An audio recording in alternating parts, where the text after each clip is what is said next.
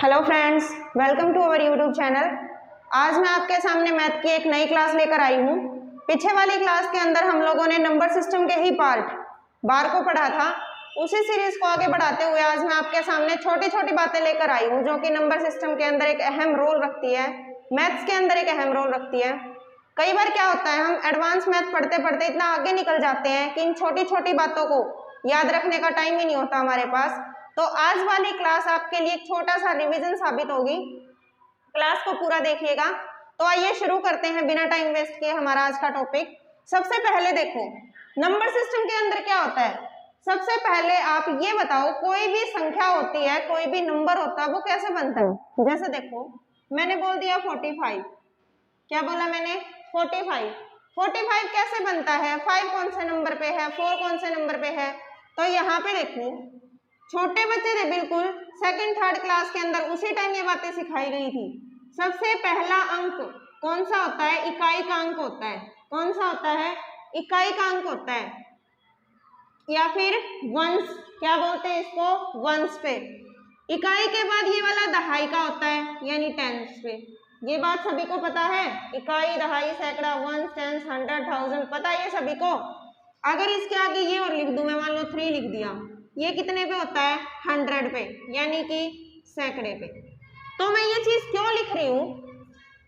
सबसे पहले ये देखो संख्या बनती कैसे है। 100 प्लेस पे है, तो यानी 3 की मल्टीप्लाई 100 के साथ है। कितने के साथ है? 100 के साथ। इनके बीच में प्लस का निशान। फिर 4 किस पे है? टेंस पे है। 4 की मल्टीप्लाई 10 के साथ, तो कितने पे हो गया? ये आपका दहाई पे। उसके बाद 5 वंश पे है, इकाई पे, इसकी मल्टीप्लाई 1 के साथ। इतनी बात क्लियर है? तो 3 की मल्टीप्लाई 100 के साथ 300, 4 की 10 के साथ 40, 5 की 1 के साथ 5, तो कितना आ गया? 345, 345। ये आपकी संख्या बन गई। ठीक है। अब मैं आपको ये बोल दूं, ये तो संख्या बन गई नॉर्मल। अगर इस संख्या को पलट देते हैं तो क्या रूल रहेगा? 45 है आपका, 45 को अगर मैं 54 लिखूं तो क्या रूल बनेगा? सबसे पहले मान लो इसको x मान लिया, इसको y मान लिया। ठीक है, तो यहाँ पे क्या बन जाएगा? 5 था ना y, तो 5 को भी y मानोगे, और ये वाला आपका क्या हो गया? x हो गया। ये वाला क्या हो गया आपका? x हो गया। उसके बाद देखो, इसको खोल के कैसे लिखोगे आप? ये आपका टेंस पे है ना, दहाई पे, तो इसकी मल्टीप्लाई 10 के साथ, प्लस में ये। ऐसे ही इधर ये वाला दहाई पे है ना आपका, तो इसकी मल्टीप्लाई 10 के साथ, प्लस में ये। इतनी बात क्लियर है? आगे देखो, ये कितना हो गया आपका? 10x प्लस में y। ये कितना हो गया आपका? 10y प्लस में x।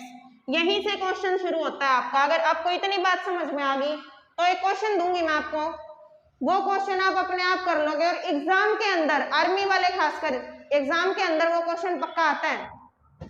देखो कैसे है क्वेश्चन। क्वेश्चन की लैंग्वेज है, तो यदि किसी संख्या के अंकों का योग 11 है। पहली संख्या हमने क्या मानी थी? xy मानी थी, याद है सभी को? संख्या के अंकों का योग 11 है, तो ये वाली इक्वेशन बन गई आपकी। संख्या के अंक क्या है? x और y है, इनका योग कितना है? 11 है। इस इक्वेशन को ध्यान रखना आप लोग, ठीक है। उसके बाद देखो, इस वाली संख्या को कैसे लिखते हो आप? 10x प्लस y, ये बात मैं बता चुकी पहले। पलटने पर प्राप्त नई संख्या, पलट दिया इनको, तो क्या आ जाएगा? y पहले आ जाएगा, x बाद में आ जाएगा। ऐसे ही होता है ना, पलट दिया, y पहले x बाद में। 10y प्लस में x, ये वाली मूल संख्या है, यानी जो अभी है। ये वाली प्राप्त नई संख्या है जो कि पलटने के बाद बनेगी। इन दोनों के बीच का अंतर 45 है। यहाँ पे 45 इनका क्या है? अंतर है। क्या है? इनका अंतर है। अंतर का मतलब क्या है? अगर मैं इसमें से ये माइनस कर दूं, 10x प्लस वाई माइनस ये वाला 10y प्लस x, तो मेरा कितना आना चाहिए? 45 आना चाहिए। यही है ना क्वेश्चन? कर दो। 10x plus y minus plus minus 10y minus plus minus x is equal to 45। इतनी बात क्लियर है? 10x minus x 9x, 10y प्लस y, देखो माइनस का 10 है ना, माइनस का 10y है ना, और प्लस का y है। जब दोनों के निशान अलग अलग होना तो वो चीज माइनस होती है, घटती है वो चीज, ठीक है, क्या होती है, घटती है। तो 10y और 1, इसके आगे 1 है ना, कितना आ गया, 9y। अब बारी आ गई इसके आगे निशान लगाने की। तो निशान कैसे लगेगा, बड़ी संख्या कौन सी है, 10 है ना, 10 के आगे किस चीज का निशान, माइनस का, तो -9y। -9y is equal to 45। तीनों देखो 9 से पूरा पूरा डिवाइड हो रहे हैं ना, 9 से पूरा पूरा डिवाइड हो रहे हैं, तो डिवाइड बाय 9 करोगे जब आप इसको, ये कट जाएगा, ये कट जाएगा, ये 9 पे कट गया ना, 9 5 जा 45। तो कितना आ गया, x minus y is equal to 5। x minus y is equal to 5, यहां से पता लग गया ना हमें। अब देखो दो इक्वेशन सेम हो गई हमारे पास। अब आप x और y की वैल्यू निकाल सकते हो, माइनस ये वाला प्लस, ये वाला माइनस, क्योंकि घटाते टाइम निशान पलट जाते हैं। ये वाला प्लस का था तो माइनस हो जाएगा, ये वाला माइनस का था तो प्लस हो जाएगा। या फिर इसको सिंपल कर दो, घटाओ भी मत, छोड़ो, सिंपल करो। x और x 2x, ये प्लस का y, ये माइनस का कैंसिल आउट, और 11 और 5 16। x इज इक्वल टू 16/2, 8 आ जाएगा आपका। x कितना आ गया, 8 आ गया। उसको यहाँ पे रख दो फर्स्ट इक्वेशन के अंदर। दो अंकों का जोड़ 11 था, एक अंक आपके पास आ गया, क्या है, 8 है, तो दूसरा अंक निकाल दो। ये 8 है, ये y निकालना है, जोड़ कितना है, 11 है, तो 11 में से क्या माइनस करूंगी, 8 आ जाए, 3 माइनस करूंगी ना, तो y की वैल्यू क्या आ गई आपकी, 3 आ गई। पहली संख्या x y बनाई थी तो x आगे 8 हो गया, y पीछे 3 हो गया। नई संख्या y x बनाई थी तो पलट दो 38। जब इसको माइनस करोगे तो 45 ही डिफरेंस आएगा। 83 में से 38 गया, कितने होते हैं, 45 ही होते हैं। आंसर मैच हो गया ना आपका। तो आंसर क्या है, अगर नई प्राप्त मूल संख्या पूछ ले, इसके अंदर मूल संख्या पूछी थी ना, तो आपका आंसर है 83। अगर पूछ ले प्राप्त नई संख्या क्या है, तो आपका आंसर है 38। अगर आपसे ये पूछ ले का जोड़ इतना था, अंतर इतना हो जाता है, तो अंकों का अंतर कितना होगा, ये तो संख्या का अंतर था ना, 45 तो संख्या का था, अंकों का पूछ ले तो अंकों का ही अंतर आया था। जो x माइनस वाई आया था हमारा, ये अंकों का ही अंतर था, x अंक मान रखा है, y अंक मान रखा, अंतर हो गया। इतनी बात आप समझ में आ गई आप सभी को। एक तीन क्वेश्चन बन जाएंगे, मूल संख्या बताओ, नई संख्या बताओ, संख्या के अंकों का अंतर बताओ, तो तीनों क्वेश्चन आपके हो जाएंगे। उसके बाद देखो, उसके बाद छोटी छोटी बातें ध्यान में रखनी है आपको, जैसे कि नंबर सबसे पहले क्या है, नेचुरल नंबर। नेचुरल नंबर क्या होते हैं, हिंदी में क्या बोलेंगे इसको, प्राकृत संख्या। क्या बोलेंगे, प्राकृत संख्या। ये क्या होते हैं आपके नेचुरल नंबर में, एक ही बात ध्यान रखनी है, 1 से लेके लास्ट तक चले जाना, वो सारे के सारे आपके नेचुरल नंबर है। लेकिन मैंने बोला 1 से लेके, कितने से, 1 से, इसके अंदर आप 0 को काउंट नहीं करोगे। 1 से लेके लास्ट में इंफिनिटी तक चले जाना, ये सारे आपके क्या हैं, नेचुरल नंबर है। 1 से लेकर इंफिनिटी तक आपके क्या है, नेचुरल नंबर है। तो सबसे छोटा नेचुरल नंबर क्या है आपका, 1 है। यहाँ पे लिखते जाना साथ साथ में, क्योंकि पेपर के अंदर सीधा 1 लीनियर पूछते हैं। सबसे छोटा, खासकर आर्मी वाले में, सबसे छोटा नेचुरल नंबर क्या है आपका, 1 है। या फिर सबसे छोटी प्राकृत संख्या क्या है आपकी, 1 है। अब देखो होल नंबर, होल नंबर यानी कि पूर्ण संख्या। पूर्ण संख्या, पूर्ण संख्या में क्या होता है आपका, 0 काउंट हो जाता है। बाकी सारे नेचुरल नंबर पूर्ण संख्या हैं, जितने भी नेचुरल नंबर हैं वो सारे होल नंबर हैं। लेकिन जितने भी होल नंबर हैं वो सारे नेचुरल नंबर नहीं है, क्योंकि 0 नेचुरल के अंदर काउंट नहीं होती, ये बात ध्यान रखना। इसके अंदर क्या आ जाएगा आपका, 0 1 2 3 4 आगे इंफिनिटी तक। तो यहाँ पे देखो, सबसे छोटा होल नंबर, सबसे छोटा होल नंबर क्या है आपका, ये आपका 0 है। क्या है आपका, 0 है। ये बात आप सभी को समझ में आ गई होगी। उसके बाद है हमारे इंटीजर्स। क्या है, इंटीजर। इंटीजर को क्या बोलते हो आप, पूर्णांक। क्या बोलोगे, पूर्णांक बोलोगे। पूर्णांक का मतलब क्या है, पूर्ण अंक। पूर्णांक का मतलब क्या, पूर्ण अंक, यानी कोई भी चीज पूरी कंप्लीट, वो क्या है आपकी पूर्णांक है।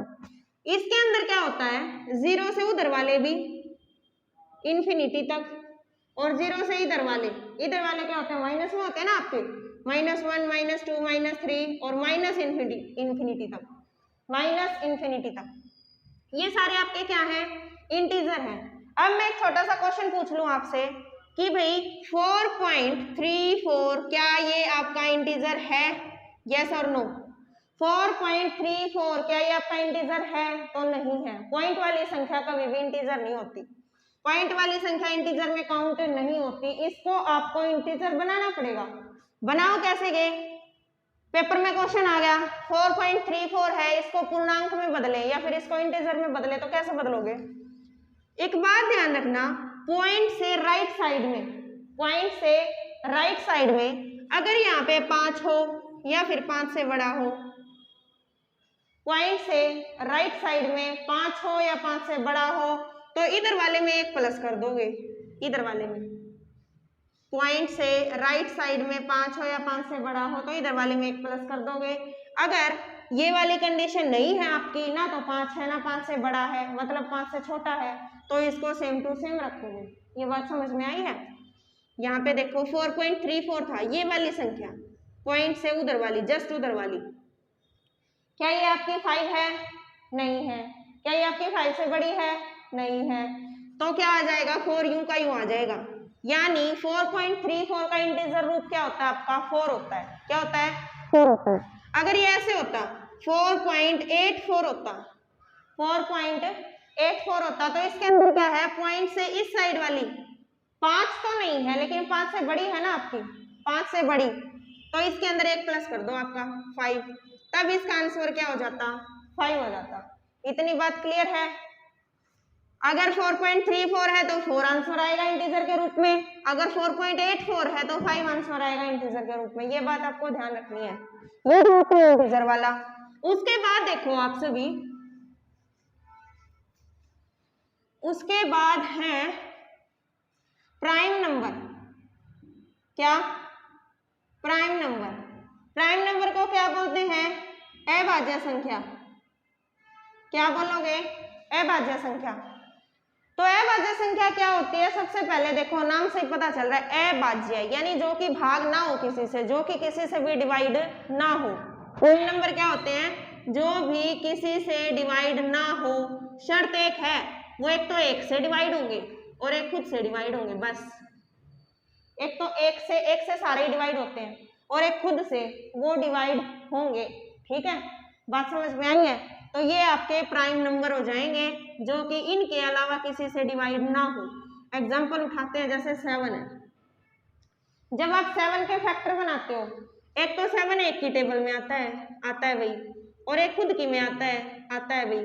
क्या इसके अलावा ये किसी की टेबल में आता है, नहीं आता।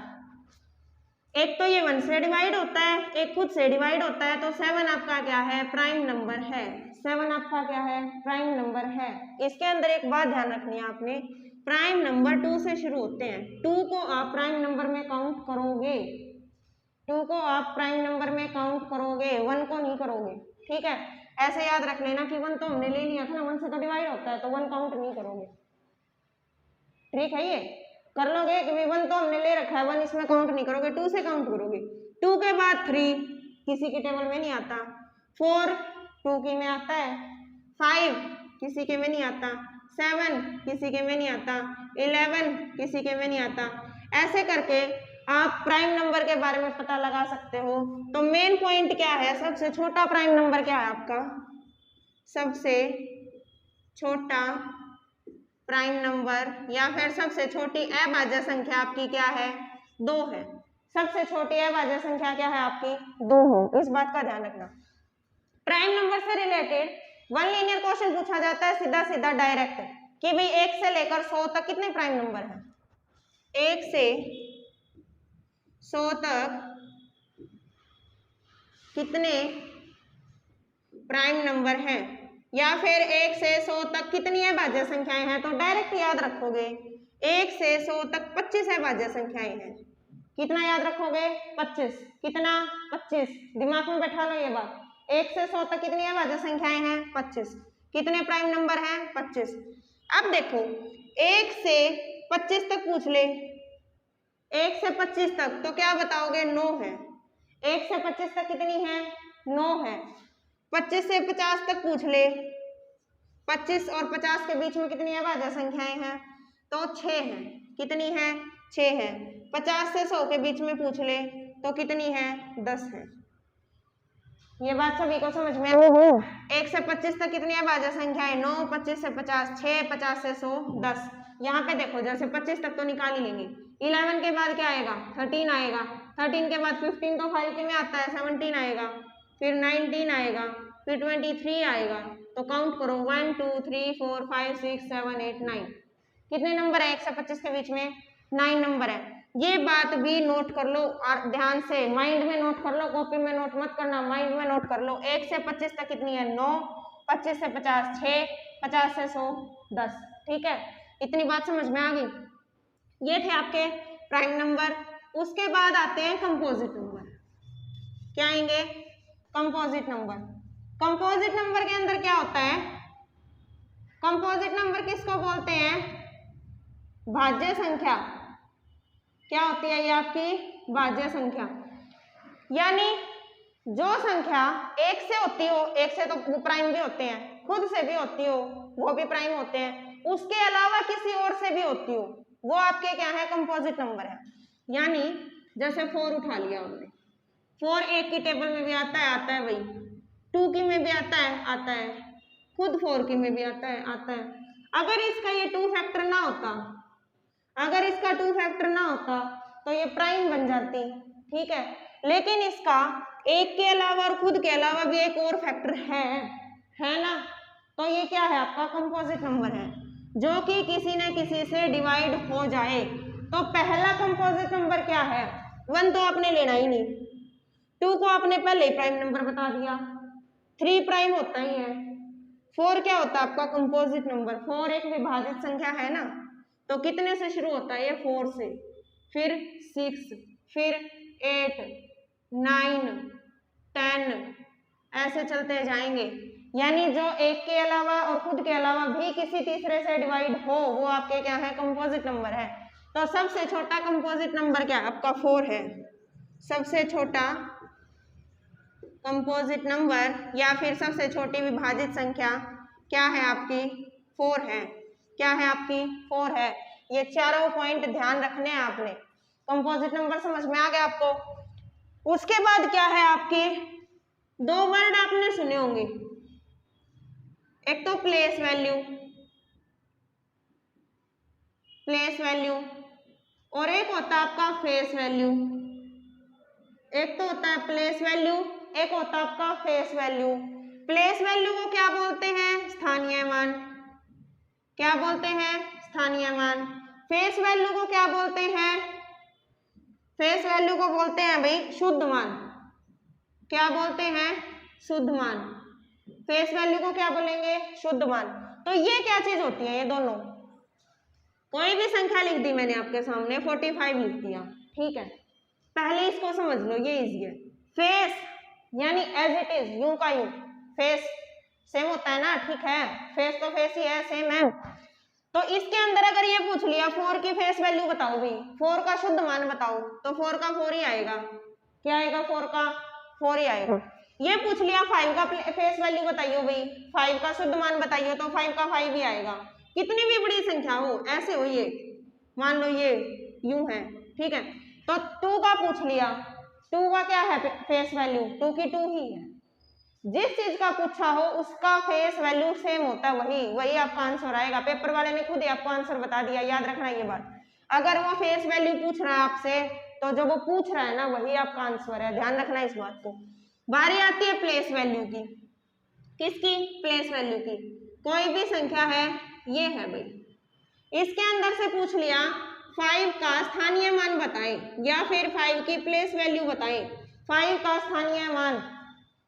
तो देखो मैंने ये बताया था, ये 1 पे होता है, 1 से मल्टीप्लाई होती है, ये 10 पे होता है, 10 से मल्टीप्लाई होती है, ये 100 पे होता है, 100 पे मल्टीप्लाई होती है, ये 1000 पे होता है, 1000 की मल्टीप्लाई होती है।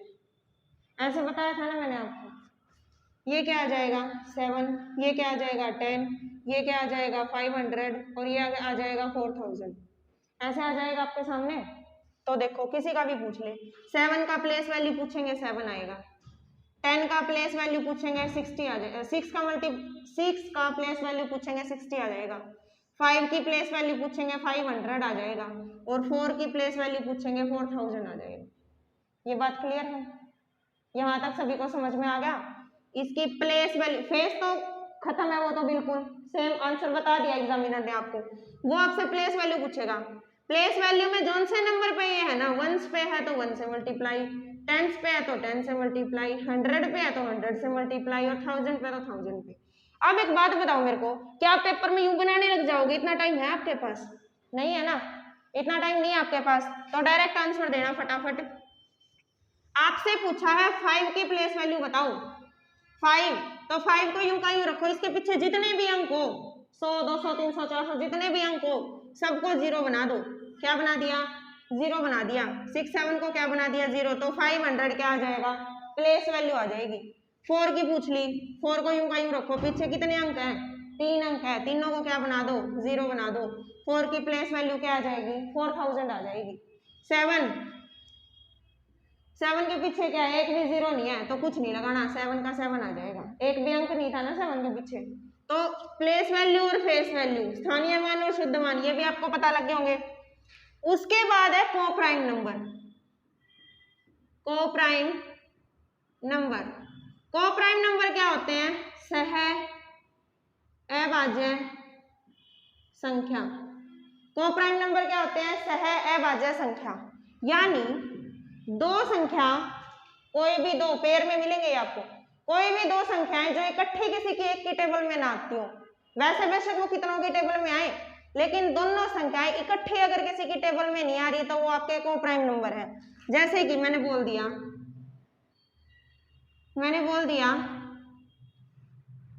2 and 4, क्या ये कोप्राइम नंबर है? क्या ये कोप्राइम नंबर है?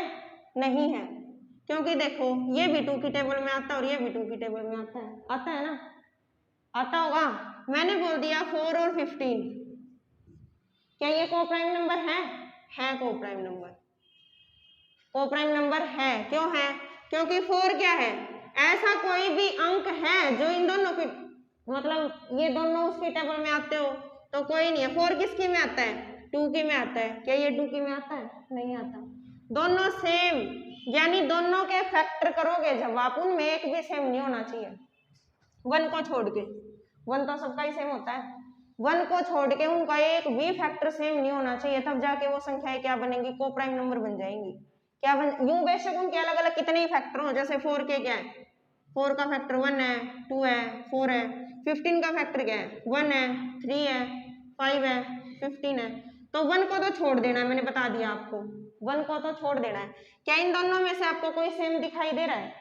नहीं दे रहा ना, सेम दिखाई नहीं दे रहा, तो ये दोनों 4 और 15 आपस में क्या है? ये आपके कोप्राइम नंबर है। क्या है? आपके कोप्राइम नंबर है। कोप्राइम नंबर का भी पता चल गया, सह अभाज्य संख्याएं। उसके बाद आ जाते हैं आप असेंडिंग ऑर्डर और डिसेंडिंग ऑर्डर पे। असेंडिंग ऑर्डर और डिसेंडिंग ऑर्डर, असेंडिंग ऑर्डर और डिसेंडिंग ऑर्डर पे। इसके अंदर क्या होता है, जो इंग्लिश मीडियम से बच्चे वो तो समझ गए, डिसेंडिंग, डिसेंड करना मतलब नीचे कम करना, ऐसे ही होता है ना डिसेंडिंग। उसके बाद आप हिंदी में क्या बोलोगे? इसको बोलोगे आरोही क्रम और इसको बोलोगे अवरोही क्रम। ये हो गया आपका आरोही क्रम, अवरोही क्रम। अब हिंदी वाले इसको कैसे याद रखोगे? आरोही 3 अक्षर होते हैं ना, चढ़ता क्रम, चढ़ता क्रम। अवरोही 4 अक्षर है ना, उतरता क्रम, उतरता, उतरता क्रम, 4 अक्षर हो गए आपके। ठीक है, इतनी बात समझ में आई है? क्वेश्चन कैसे पूछेगा एग्जामिनर? क्वेश्चन ऐसे पूछेगा 10, 98, 1, 100, 3, ये दे दिया आपको और बोल दिया कि भी इसको आरोही क्रम में लिखियो, इसको आरोही क्रम में लिखो। आरोही क्रम क्या होता है? चढ़ता क्रम। चढ़ते में क्या होता है? पहले छोटा स्टेप होता है, फिर बड़ा होता है, फिर बड़ा होता है, फिर बड़ा होता है, ऐसे होता है ना। तो छोटा स्टेप इनमें से सबसे छोटा कौन सा है? 1 है। उसके बाद 1 को छोड़ के कौन है? 3 है। फिर 3 के बाद कौन सा है, 10 है, 10 के बाद कौन सा 98 है, 98 के बाद क्या है, 100 है। तो ये आपका क्या है, असेंडिंग ऑर्डर है। ये आपका क्या है, आपका असेंडिंग ऑर्डर, पहले छोटा फिर बड़ा, बड़ा बड़ा बड़ा। इसी का अगर अवरोही क्रम पूछ ले, डिसेंडिंग ऑर्डर, अवरोही क्रम में क्या होता है, इसी को पलट दो, 100, 98, 10, 3 एंड 1, ये आपके क्या आ जाएंगे, उतरता क्रम, डिसेंडिंग ऑर्डर। ये बात भी क्लियर होगी, हो गया ये आपका भी, ये भी रिवाइज है। उसके बाद देखो, उसके बाद है आपका, अगर आपसे पूछ लिया जाए दो अंकों की सबसे बड़ी संख्या, दो अंकों की सबसे बड़ी संख्या, दो अंकों की सबसे बड़ी संख्या कौन सी होती है, आप जब 1 से काउंट करते हो तो 1 से 9 तक, ये तो एक एक अंक है ना सारे, 1 2 3 4 5 6 1 डिजिट नंबर है ये। उसके बाद 10 से आपके क्या शुरू हो जाते हैं, 2 डिजिट नंबर शुरू हो जाते हैं, 10 से 1 2 दो अंकों वाली संख्याएं शुरू हो जाती हैं। फिर 99 तक दो अंकों की संख्याएं चलती हैं, उसके बाद 100 आता है। 100 कितने अंकों की संख्या है, 3 अंकों की संख्या है। इसने पूछा है दो अंकों की सबसे बड़ी संख्या, तो कौन सी है, 99 है। कौन सी है, 99 है। ये बात तो सबको पता थी। मैं पूछना क्या चाहती हूँ, मैं ये पूछना चाहती हूँ कि दो अंकों की कितनी संख्याएं बनाई जा सकती हैं, दो अंकों की कितनी संख्याएं बनाई जा सकती है, ठीक है, मैं ये पूछना चाहती हूँ आपसे। तो ये आप कैसे करोगे, सिंपल सा छोटा सा स्टेप सिंपल सी करोगे। एक बात बताओ, दो अंकों की कितनी बनाई जा सकती है, दो अंकों की होती कितनी है, सबसे बड़ी कौन सी होती है, 99 होती है, 99 होती है ना। इसमें से इससे एक कम वाली, यानी एक अंक की सबसे बड़ी, यहाँ पे दो अंकों की सबसे बड़ी में से एक अंक की सबसे बड़ी घटा दो, तो 90 ऐसी संख्याएं हैं जो कि दो अंकों वाली संख्याएं हैं। 10 11 12 13 14 15 16 ऐसे करते करते 95 96 97 98 99 तक चले जाओगे, तो टोटल कितनी संख्याएं हो जाएंगी, वो आपकी 90 संख्याएं हो जाएंगी। ठीक है, समझ में आ गया। उसके बाद बोल दिया 3 अंकों की बड़ी संख्या कौन सी है भाई, 3 अंकों की बड़ी संख्या कौन सी है, तो 3 अंकों की बड़ी कौन सी है, वही ये है। छोटी कौन सी है, ये, सॉरी ये, समझ में आया, 3 अंकों की बड़ी। फिर यही क्वेश्चन यहाँ पे पूछ लिया, 3 अंकों की कितनी संख्याएं बनाई जा सकती हैं, तो 3 अंकों की बड़ी में से 2 अंकों की बड़ी घटा दो, 900 संख्याएं कितनी है, 3 अंकों की है। 4 अंकों की कितनी बनाई जा सकती हैं, 4 अंकों की बड़ी में से 3 अंकों की बड़ी घटा दो,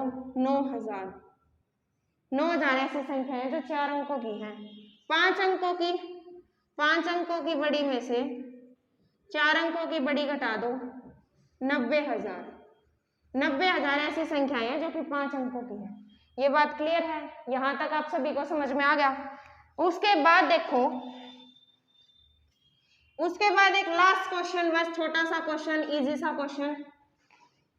आपको कोई भी नंबर दे दिए, ये दे दिया 7 8 1 3 9 ऐसे दे दिया।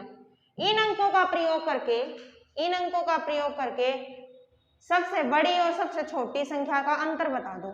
इन अंकों का प्रयोग करके पहले तो बड़ी बनाओगे, बड़ी संख्या में क्या होता है, सबसे पहले बड़ा ही उठाओगे।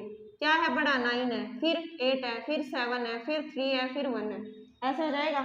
छोटी संख्या बनानी है, छोटी संख्या क्या है, पहले छोटा उठा लो, फिर 3, फिर 7, फिर 8, फिर 9। अब पूछ लिया इनका अंतर, तो माइनस करके इसका आंसर बता दो। ये काम तो आप कर लोगे, वो इनके बीच का क्या है, अंतर है। ठीक है, ये तो छोटा सा क्वेश्चन था। तो आज के लिए इतना काफी है। नंबर सिस्टम की ये थी आपकी छोटी छोटी बातें जो आपको मैथ्स करने से पहले बिल्कुल पता होनी चाहिए। ठीक है, आपको यही नहीं पता होगा प्राइम नंबर कौन से है, कंपोजिट कौन सा, तो आगे नहीं कर पाओगे। उसके बाद जो भी इसकी टाइप रहती है या फिर हमारा जो नेक्स्ट चैप्टर है वो हम नेक्स्ट वीडियो में लेकर आएंगे। यहाँ तक वीडियो को देखने के लिए thank you, have a nice day.